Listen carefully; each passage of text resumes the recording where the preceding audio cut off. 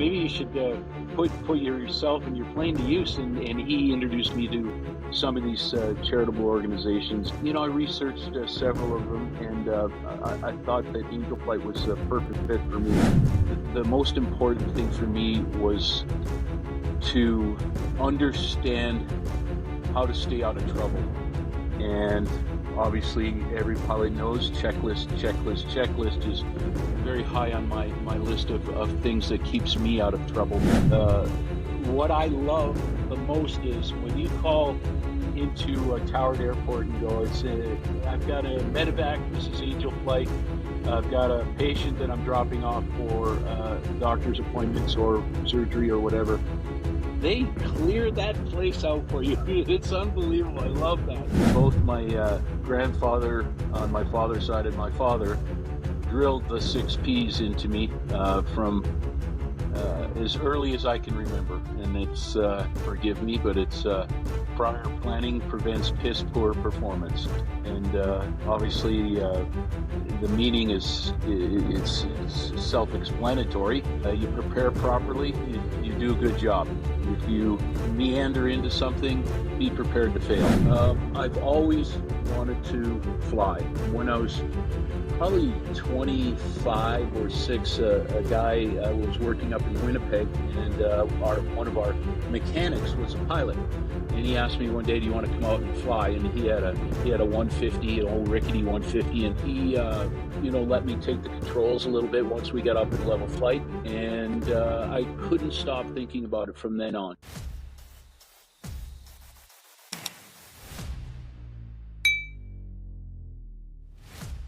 It took me a long time to discover that one thing that really lit me up, that I could do every day without hesitation and without reservation. For me, that's flying.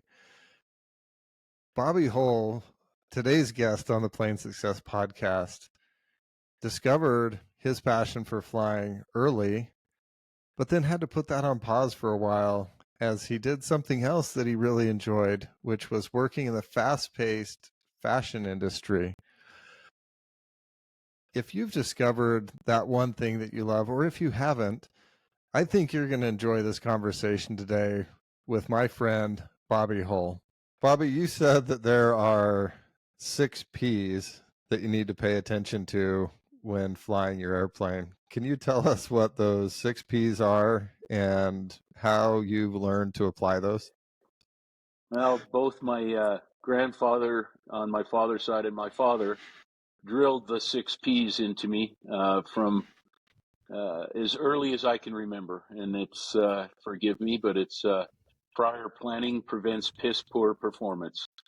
And obviously the meaning is it's self-explanatory. You prepare properly, you do a good job. If you meander into something, be prepared to fail. How have you applied that in aviation? Because I think there's anytime I think I've found myself in a difficult circumstance flying, it was a result of not paying attention to those 6 Ps. What kind of lessons have you learned by applying that, what you learned from your grandfathers? The first thing for me flying an aircraft is I have a tremendous respect for the machine and tremendous respect for the people who taught me how to fly. The most important thing for me was to understand how to stay out of trouble. And obviously, every pilot knows checklist is very high on my list of things that keeps me out of trouble. But I think for me, I just love flying so much. I'm up in the air, weather permitting, 3-4 times a week.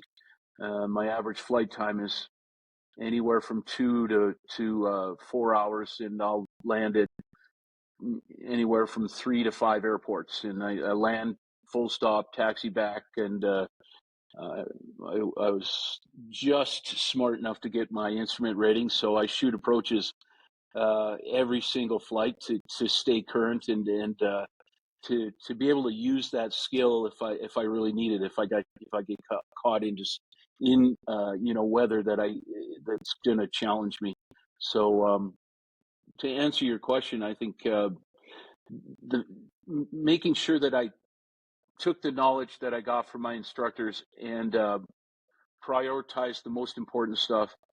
Like I said, checklists are for me the one of the most important things. But knowing your aircraft and learning as much as you can from experienced pilots and from every flight you take, I think is what keeps me out of trouble. And Bobby, you and I started flying, it looks like about the same time. You said you started flying in 2021. What led you to start flying? And also, related question, why did you wait until then to start doing it? I've always wanted to fly. When I was probably 25 or 6, a guy was working up in Winnipeg, and our one of our mechanics was a pilot, and he asked me one day, "Do you want to come out and fly?" And he had a 150, an old rickety 150, and he let me take the controls a little bit once we got up in level flight, and I couldn't stop thinking about it from then on. Um, Obviously, life took over. Got married, had some kids, had to raise them, put them through college, the whole deal. You know how that goes, and make sure you're keeping up with your own career. And for me, there was no time and no budget to properly, uh, you know, acquire my private license and eventually my instrument. So I retired 4 years ago, and I didn't realize for about 2 or 3 years that there was a flying club up here in Payson, the Payson Aero Club. Um, so I didn't want to drive down to Scottsdale every day and for 2 or 3 weeks and grind that out. And I was kind of being lazy about it. And then I found out about the Payson Aero Club and met a 15,000 hour Air Force instructor who took me up, and he was like one of my junior hockey coaches, yelling at me the whole time. Instrument scan. What are you doing? You're behind the plane. And then towards the end of the flight, he'd go, I'm sorry that I'm a little, tough on you. I said, no, no, no, it's perfect. This is what I'm used to. Just keep going. And uh, he was a great instructor for me. And that's how I got started. And long story short, I just didn't have the time nor the budget to do it until I retired. And I didn't finish with the guys up at the Payson Aero Club. Uh, he's getting up in his years, and he didn't want to fly more than a couple times a week. So I finished off down in Scottsdale, but had a tremendous start with him, a great knowledge base to fly with an Air Force guy who's flown B-52s and all sorts of aircraft over his career. I made the mistake of introducing him to a friend after a lesson one day, and I said, "So and so, this is my instructor. Uh, he's a 15,000 hour pilot or sorry, I said a 1,500 hour pilot." And he looks at me and goes, "Bobby, 15,000 hours." I went, "Oh, sorry." Sorry, Dale. In that learning experience with him, is there one lesson that he taught you that really stands out to you that maybe has stuck with you as you've progressed in your flying? uh, he was Mr. Checklist, number one, but also situational awareness. As a young pilot, or an inexperienced pilot, I should say, you start to fixate on one thing or another: the horizon, your airspeed, RPMs, whatever it might be. And he's a stickler to make sure that I did a good rounded out scan. Looking outside most of the time, but having a good scan of your instruments and having a regular pattern of doing that. So he really pushed that, and he was actually very helpful with radio, the radios, and the operation of the radios, and speaking to air traffic control, and communicating with other pilots. I think those three things were what I got most from Dale. What did it, your first flight, maybe let's talk about your first solo flight. What were some of the feelings that you remember from that experience? Oh, oh God, oh God, oh God! He's getting out of the plane. He's getting out of the plane. Oh God! Now I can't smash this plane up. Okay, so that was initially, and then I calmed down and I said, okay, he's getting out because he knows you can do it. Now go and do it. Then just went back to checklist. The training that Dale gave me, and it fell into place. I greased one landing, but the other two were not as pretty as the first one. So, but I got it done, which I was very proud of. That's awesome. How did your family feel about your decision to fly? Was there any reserve there from your family, or were they supportive? My wife is not a good flyer, even commercially. And she looked at me and said, "Are you out of your mind?" And I said, "Probably, yes. But we're going to see how this goes." I mean, after the first flight, I was hooked, and I came back and said, "Listen, I'm doing this." And she said she was very supportive. She says, "Okay, but I'm not getting in the plane with you." So, but she actually has. I took her up on a flight, and she all going to go sideways, so you can see my perspective of her. We're flying along, and I said, "Are you having fun?" She goes, "Yes."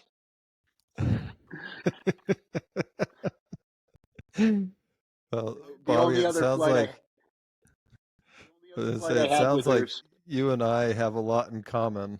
My wife does not love flying and will very infrequently indulge me when I when I invite her to come along. So maybe you and I should do some more flying together, and we can allow. My wife loves to garden. I don't know what your wife loves to do, but that might be a good match. We can go poke around different airports and buzz around the sky and let those two do something that maybe doesn't raise their blood pressure as much. yeah, shopping and lunch. I'll bet we get them with that somewhere.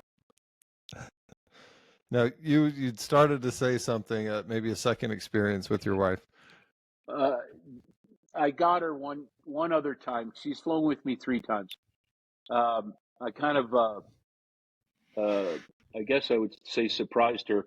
She was coming back on a flight out of oh God, you're gonna have to edit this out. Gateway, Mesa Gateway. She was coming in from Canada, and I flew in from Payson down to Mesa Gateway, and waited for her at the FBO. And she texted me. She says, "I'm here. Where are you parked?" I said, "Just go out the door, turn right, and the next big doors, go in there, and you'll see me." And she turns in and looks, and she figures out it's the FBO, and that I'd flown down to get her. And she goes, "Oh God, oh God." But it's probably a good hour and 35 minutes to drive down to Mesa Gateway from Payson, and it was about 25 minutes to fly her home. That she really enjoyed. So I guess if I have to pick her up at the airport, I'm going to get away with flying her around. But other than that, I doubt it.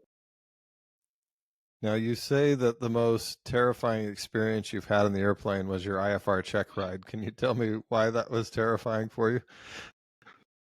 Uh, it was a debacle from the get go. The first time we scheduled, um, the instructor called me and told me, "I'm sorry, I can't make it. Have a sudden emergency." I'm like, okay. That would have been okay, except I flew all the way down from Payson to Tucson International to take the test. So I went, okay, well, I get an excuse to fly. I'll fly. Flew up to St. John's and flew over to Winslow and then flew home. The second time, she opens her computer and goes, "Uh-oh, the FAA website was down. Can't do anything if the FAA website's down." Flew home again. The third time, flew in. It's blowing 20 to 30. Oh gosh. International. Yeah. Oh yeah. Shot my first approach. I blew to the descent angle. I was way below. She goes, well, that's it. You know, you're gonna. I said, well, what are my options? She said, well, you can finish the rest of the test. So I said, yeah, let's keep going. And I did well on the other two. So I had to come back for the final approach that I had missed. Come back and do that. And it was a nice calm day. Everything was going good. But all of a sudden, Tucson International turns into a hornet's nest. Coming in on final, I got my foggles on, and I'm like, I'm close, right? She goes, yeah, you're close to being able to take the foggles off and land the plane. All of a sudden, ATC comes on and goes, 211 Victor, you've got to do an immediate 360. And I was like, no. Oh, God. She goes, okay, take the glasses off. Here we go. So I power up, do the 360, come back around. And she goes, you're kind of high. I go, no problem. We'll just slip in.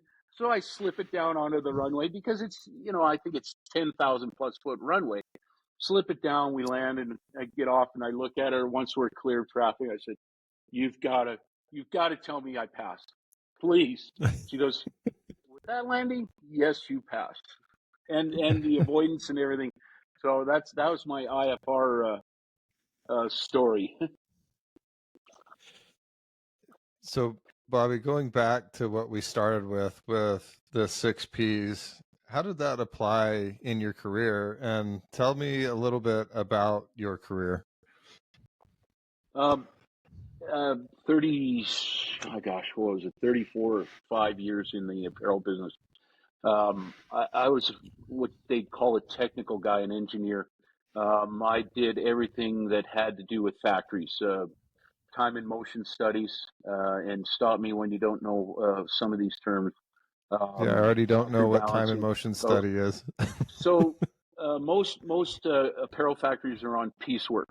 So operators, the sewing operators, get paid for each operation they do. They don't make a whole garment. A sewer only makes up a part of the garment. So as say a shirt goes through the sewing line, the construction starts with joining the front and back panels. Then the next operation is setting sleeves. Then the next operation is setting the collar. Then hemming and so on and so forth. That's a simple style. So, some of the things we did had over 70 operations. What I just described as a simple T-shirt, which would have maybe 12 operations. Each operation gets timed, so it's a time and motion study where you study the operator, how they handle the goods, the time it takes to sew the piece from pickup of the first piece off the cut pile to disposal, which means passing it on or putting it back on a completed pile. So first thing is you're timing them to see what you're going to pay them, cents per minute. The second thing is the motion part. You're making sure that how they do it is the most efficient way they can do it. So they can get as many garments off the line in an hour or a day as possible, but they are the most productive they can be and make the most money they can make in a day. So that's the role of the engineer in time and motion studies. So then you take the lines of, could be, a simple T-shirt line is probably 12 operators. A button-down dress shirt is probably more like 18 to 20 operators. So what you have to do is you have to, as an engineer, have to take the time and motion studies for each individual operation and then balance it throughout the whole sewing line so that you don't get any bottlenecks. So that's line balancing. that's a really important part of an engineer's job. But then that's only in the sewing. You've got fabric storage, you've got fabric inspection, you've got fabric spreading and cutting. You've got wet process. Say you're going to stone wash jeans or a jean jacket. Then you've got the finishing department that's putting on the buttons and snaps and doing the pressing and the final prep and putting hang tags on the garments and folding and packing and putting them in bags and packaging them. All that stuff, it's really the same thing. You want to teach the person doing it the most efficient way to do it, but you have to make sure you're maintaining the quality throughout the process. So if I haven't put you to sleep, that's the simplest explanation I could give you for what I did. I also built factories, and we built them and set them up from scratch and trained all the people. And so anything to do with apparel factories, I did it. I remember going in to get a tattoo a few years ago, and I got a tattoo a few years ago. Went in to give blood, and they said, "Well, we need to get a history." I said, "Okay, what do you need?" And they asked a bunch of questions, and then they go, "Well, how many countries have you been in the last year?" And I said, "Well, you better get a pad and paper out." And so we started writing, and I think I had 22 different countries. They stopped me when I hit Haiti. They said, "Well, can't give blood if you've been in Haiti." I said, "Okay, I'll see you in a year." So at last count, I was 35 different countries in my career Oh, doing wow. this stuff. Bobby, how So did if you we get haven't into put that? everybody to sleep, if we haven't put everyone to sleep, you can continue. Well, I would love to know how you got into that, because I've never met a little boy that was like, I hope that I grow up to be I don't even know what to call this, Bobby. Yeah, I hope that someday I'm in the clothing manufacturing business, setting up factories. So how did you get into that? And did you love traveling and being in those different countries? What are some of the lessons that you learned from those experiences? Well, they say in the industry, there's only two ways you get into it. It's by family or by fluke. And my answer is I had a little of both. The people, good friends we grew up with, had a leather jacket factory in Winnipeg, and to earn some money, we'd go in and do whatever they asked us, sweep, move boxes, whatever they asked us to do. We go and they throw us a few bucks at the end of the day, on a Friday and a Saturday, or a Saturday and a Sunday. And so as we grew up, my friend, who was the same age as I, uh, took over the factory from his father. And shortly after that, he called me. I was between semesters in college. I just finished my undergraduate degree, and didn't know what the heck to do. I was just going to go back and get a teaching degree and go from there. And he called me and said, "Do you have a summer job yet?" I said, "No, I don't." He says, "Well, come back and look after the factory for me, because I can't be in Winnipeg. I have to be in Toronto doing design and sales.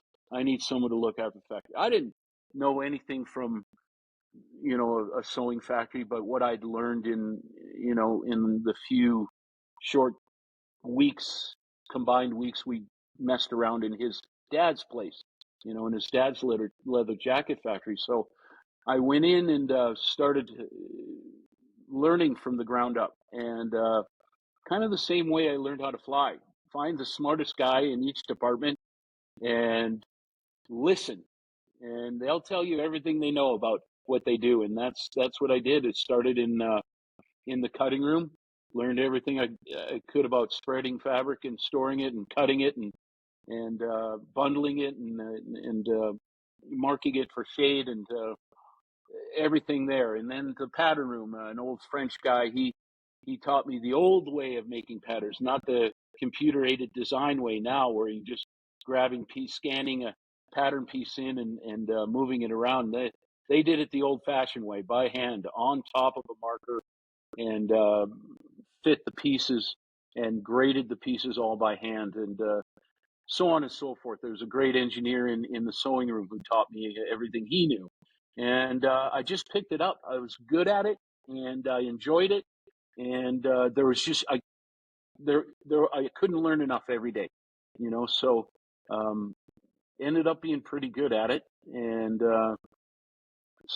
ended up working with Guest Jeans, running their pre-production department, which is patterns, fitting patterns, specifications. So you see a blueprint for an aircraft, or a building, or a home. We have the same thing for garments. So it was my department's job to construct those and make sure they were right. Excuse me, and do all the pattern work and the grading and the fitting, and so that's where I started, and the got to meet the Marciano brothers. Those guys were, if you've ever read the book Skin Deep, you if you haven't, you should, because they're crazy guys. So, but it was a great experience to start kind of my major, I mean, apparel with the big boys, I should say, not with just a small company. As you traveled the world doing this, Mhm. what did you learn from those experiences of being, imagine setting up a factory. Now you've got language challenges, you've got cultural differences that you're dealing with. What were some of the things that you learned? I lived for a time in South America, and I feel like that has been a huge blessing in my life, and appreciating other cultures and other languages. And what kind of things did you learn I haven't been to 35 countries, so what are some of the life lessons that you took away from those experiences? Well, for me, it sure gives you a different perspective uh, about people around the world. I watch the news, the American news, and I try to watch other versions of the news just to get a better perspective. But a lot of the things when they do the man on the street or woman on the street interview, and they're talking about international events, you can really tell the people who have been in other countries and spent time there, and the people who haven't. And I think I've got a much better understanding of a larger swath of people and cultures, and you know, there wasn't one place I didn't go that I didn't learn something from the people I met there and the factories I visited. So for me, traveling was fun, but after a while, it starts to become a real grind when you're doing that many miles in a year. I'd be on the road about 2 weeks out of every year, or every month, I should say. Um, so after a while, it starts to become a grind. But once I was there, I was excited to be there, excited to share ideas with the people that I was visiting, and especially rewarding was if they had a problem and I could help them solve it. That was the best part of my trip. I As we're talking about, I'm getting a much different view of the clothing industry than I think I've ever really even thought about before. As you transition from a small shop to working with Guess and other big manufacturers, what were some things that surprised you, or some ahas maybe that you had as you made that transition? Um, I don't know if there were surprises. It was always the same sort of things, just in extremely high volume. Once you went from the mom and pop factory where you had 60 sewing operators to walking into a complex that had 12,000. Down in Guatemala, they had 12,000 sewing operators working in it. It was Wow. like a small town. They had their own doctor's offices, their own banks, their own apartment buildings. It's you start to realize you're dealing with a lot of money, and if you make a mistake, you're going to be costing people a lot of money, and that's kind of where I really stick to the 6 Ps again, making sure that in the apparel industry it moves fast and you can't slow it down.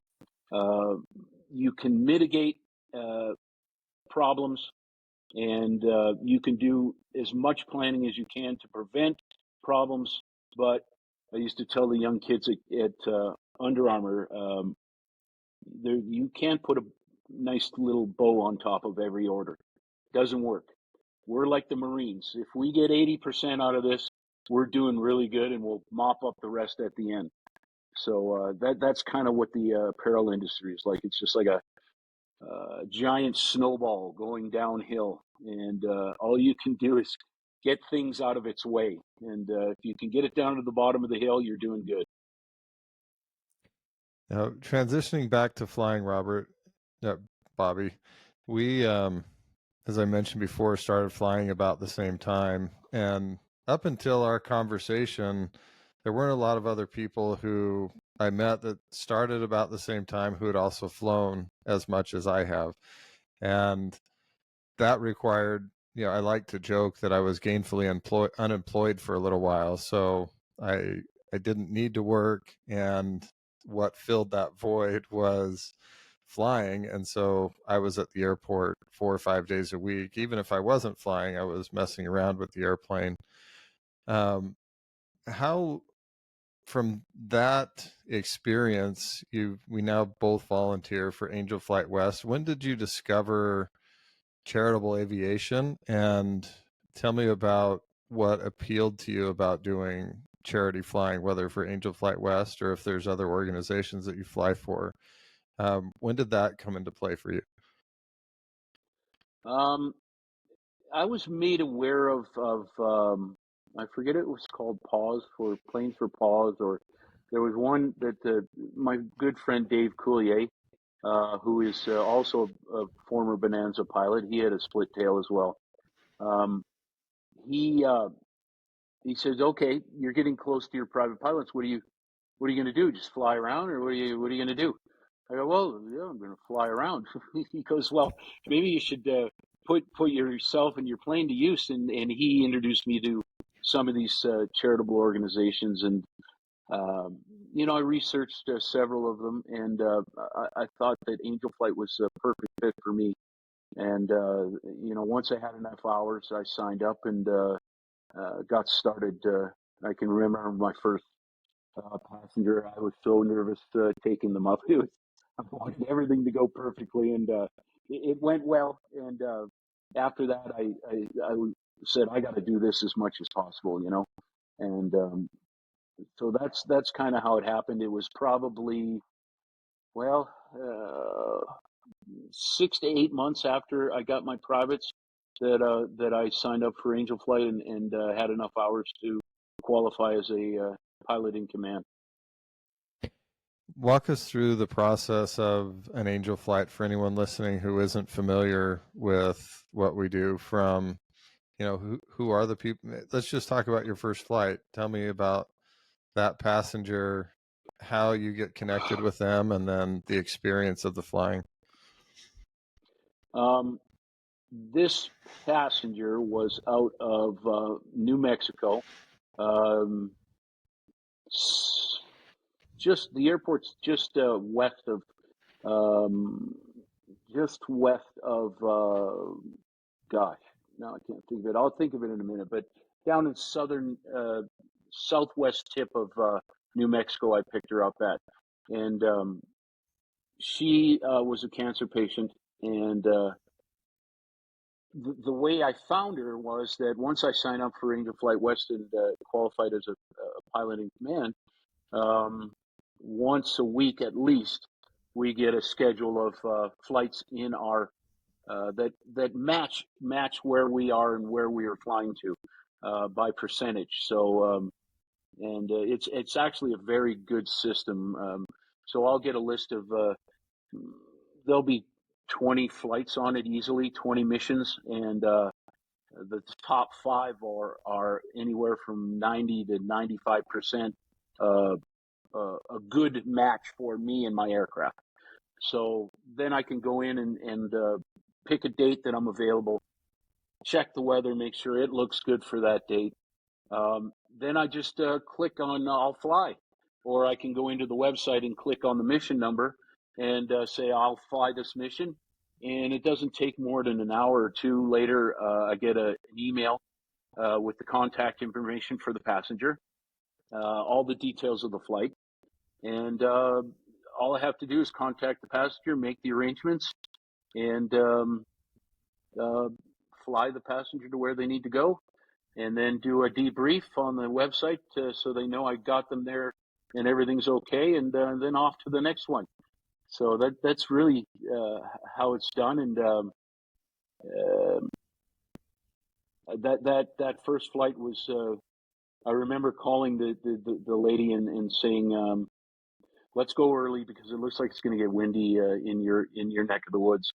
So I picked her up really early. They were there and very appreciative, very nice lady. Wonderful. It was really good. Flew her down to Falcon Field, and everything went well. And from there, I was hooked. I just now I'm looking all the time. The only thing that stops me from flying is bad weather. I don't want to be up in bad weather myself, which is part of the 6Ps. And I certainly don't want to make a miserable flight for the passengers, especially since they're already dealing with problems, before they even get into the aircraft. Would you say that first flight was what you expected from the experience of being an Angel Flight pilot, or did it exceed your expectations? I mean, I went from being scared to death, making a mistake and screwing it up, to I got to the airport. It was Santa Teresa Airport, I believe the name was, and got there about an hour and a half early, just to make sure I was there on time, and got fueled up, waited for her, and once I got her up in the air and we were heading down to Falcon Field, which is in my backyard. I know the field, I know the area. Then it started to become very enjoyable, to the point where it was a thrill to chit chat a little bit with the person and kind of get to know them and wish them good luck on their journey. And what I love the most is when you call into a Towered Airport and go, I've got a medevac. This is Angel Flight. I've got a patient that I'm dropping off for doctor's appointments or surgery or whatever. They clear that place out for you. It's unbelievable. I love that. They go, you're coming directly in. Okay, because Falcon is another teaching airfield, and it's usually busy as heck. And this day it was no different. It was extremely busy. My fish finder was full of bogeys. But as soon as I told them, that I was 15 out to the east and coming in with a medevac patient, and I was part of Angel Flight, the seas parted, and I was first priority to get in there, which was terrific, both for me and for the patient. I've found that I've been privileged to be part of the outreach and leadership for Angel Flight West in Arizona. And so frequently I'll connect personally with somebody who hasn't flown, has never heard about Angel Flight West. And that usually leads to a conversation where they have a lot of questions. And many times that as I share with them that instead of making, the drive from wherever she was coming from in New Mexico to Falcon Field would probably be 6 or 7 hours. And then your flight was probably an hour and a half or 2 hours. No. When I share that with people, they're usually just in tears. They can't believe that somebody would do that for them. And when you look at how that affects them, you improve their ability to heal, you improve their access to medical care. It's a huge financial blessing because now they're not wearing out their car and spending fuel and whatever else. And I think that's the drug that I'm really addicted to, is just the seeing how people respond when they just know that someone else is willing and cares enough to be able to provide that kind of service. So it's not a small thing that you're doing, Bobby. And so would you say that is also part of the attraction for you, not just having the seize part and be able to get into an airport on priority, but seeing the relief on people's faces as you fly with them? Absolutely. I flew a patient that had a tumor in her head a few weeks back, and we got to talking on the flight, and I mean, we kind of struck up a fast friendship, and I said, "Would you mind letting me know how this operation goes?" And he said, "If you're not up to it, don't bother." But I really, really was looking at my phone for the next day or two after, waiting for her to text me to say everything was okay, and she did. Everything went well. So, to your point, for me, this is it, not number one, but it's an excuse to fly, which I love. But more importantly, to be able to help those folks in a time of need is for me uh, a very satisfying thing to do, and I'm proud to be part of Angel Flight West, and proud to be able to contribute to the folks, their health, and them getting better. Bobby, what's the next step in aviation for you? You're flying a great airplane right now. You're flying the F-33 Bonanza, the Debonair. Are there ambitions beyond that airplane? Yeah, there are, but right now they're unrealistic, budget-wise, and you trying to get a hangar around here is like pulling teeth, and when you do, they're not. It's almost like renting another house. The monthly rent they can command on them. So, I'd really like to get my twin rating, and maybe find a nice King Air out there that I could fly around. But at this point, I'm very happy with my Bonanza. I've put a lot of upgrades into it, and redid the interior, and redid the avionics. So it's a nice plane, and I love her. And for now, that's what I'm going to be flying. I buy a lottery ticket every week, so if I hit on the lottery, you might see me in a banana or in a King Air shortly after that. Bobby, this has been really enjoyable to get to know you through this podcast. I always end in the same way. My dad passed away a few years ago, and on his headstone are the words, "Remember the little things." If there was something that you could leave for your family or anyone listening, little things that make a big difference in your life or maybe in the lives of others, what would some of those little things be? I guess for me, number one, don't sweat the small stuff.